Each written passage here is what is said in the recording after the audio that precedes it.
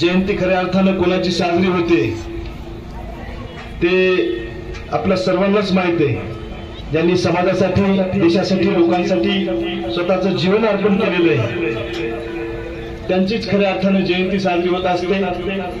आदरणीय जयप्रकाशजी दांडेगावकर साहेब सातत्यानं म्हणायचे, ज्यांची 200 एकर जमीन आहे, ज्याचं 4-4 मजले बिल्डिंग आहे, त्या लोकांची जयंती साजरी होत नाही।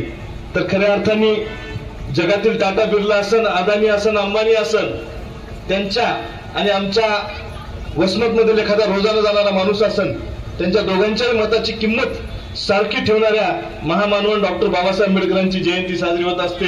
आणि खऱ्या अर्थानं आज आपण सर्वच जण त्यांची 134वी जयंती साजरी करत आहोत। जयंती साजरी होत असते छत्रपती शिवाजी महाराजांची, ज्यांनी तुमच्या आमच्या 18 पगड जातीच्या लोकांना सोबत घेऊन स्वराज्याची स्थापना केली, त्यांची खऱ्या अर्थानं जयंती साजरी होत असते। आणि अशा असंख्य महामानवांची जयंती साजरी होत असते, त्यांनी स्वतःच्या नाही तर समाजासाठी काम केलेलं आहे। तसंच आज या जयंती मंडळाचे अध्यक्ष व स्मारकाचे अध्यक्ष या कार्यक्रमासाठी उपस्थित असलेले जयप्रकाशजी दांडेगावकर साहेब, कार्यक्रमासाठी उपस्थित असलेले सन्माननीय उबारे साहेब, आमचे डीवायएसपी सन्माननीय केंद्र शासनाच्या अगोदर सगळेच म्हणत होते सत्काराचा कार्यक्रम घ्या, सत्काराचा कार्यक्रम घ्या, पण आज महामानवांची जयंती आहे।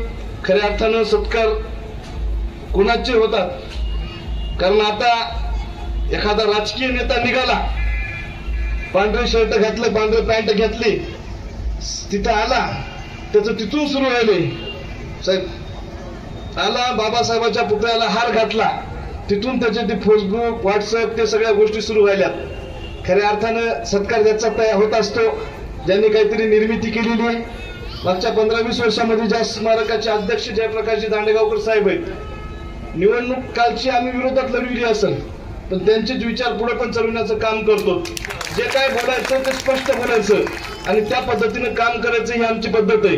त्यामुळं समोर निवडणुकीमध्ये काय असन, बाकीची सगळी विचारसरणी असन, निवडणुका राजकारण वेगळ्या पद्धतीने चालत आहे, पण जे काय विचारसरणी आहे त्या विचारसरणीने आपण सगळेजण चालत असतो। ज्यांनी काहीतरी निर्मिती केलेली आहे, ज्यांनी लोकांसाठी काम केलेलं आहे, ज्यांच्या निर्मितीमधून 400-500 लोकांचं जीवन चालतंय, ज्यांचं कुटुंब चालतंय, 1000-2000 लोकांना उभं करण्याचं काम केलेलं आहे, त्यांची विचारधारा चढून लोक जर काहीतरी काम करतात, त्याचा सत्कार करा। कोणी आमदार झालं, खासदार झालं म्हणून त्यांचा सत्कार करू नका।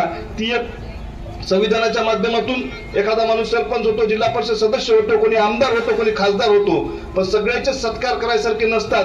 कारण एकानं सांगितलं की आता माणूस दिसला की त्याच्या पाया पडायचे, सगळेच पाया पडायसारखे असतात का, त्याची बी एक विचारसरणी झालेली आहे। आणि आपल्याला सगळ्यांना ठरविलं की बाबासाहेबांची जयंती आपण साजरी करायलो, पण जयंती साजरी करत असताना त्यांच्या जीवनातील एखादी गोष्ट तरी आपल्या जीवनामध्ये घेतली तर खऱ्या अर्थानं जयंती साजरी होत असते। आज तुमच्या सगळ्यांचा प्रतिनिधी म्हणून मागच्या काळामध्ये तुम्ही आम्हाला निवडणुकीच्या माध्यमातून सभागृहात पाठवलं आणि सभागृहामध्ये जे जे काही प्रश्न असतील ते समाजाचे प्रश्न जनता तिथं विधानमंडळात मांडण्याचं काम सुद्धा आपण त्या माध्यमातून केलेलं आहे। तुमच्या सगळ्यांच्या आशीर्वादानं मागच्या वर्षी लंडनला जाऊन येण्याचं काम तिथं आपण केलं।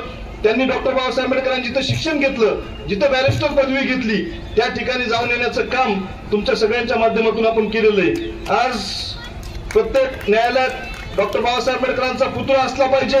कालच्या बिहार मध्ये जो आपलं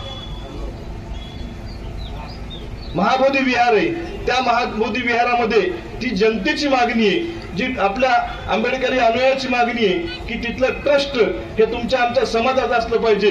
त्या संदर्भात सुद्धा प्रश्न विचारायचं काम मागच्या काळामध्ये आपण केलेलं आहे। आज आपण बघितलं असेल की जे बाबासाहेबांनी संविधान आपल्याला दिलेलं आहे, त्या संविधानाची ताकद बिहारचे माजी राज्यपाल डॉक्टर रासू गवई यांचे सुपुत्र भूषण गवई यांची सर्वोच्च न्यायालयामध्ये सरन्यायाधीशपदी येत्या 14 मेला माननीय राष्ट्रपतीच्या हस्ते शपथ दिली जाणार आहे। ही खऱ्या अर्थाने तुमच्या आमचं संविधान आहे आणि त्या संविधानाच्या माध्यमातून आपण सगळेजण चालतो।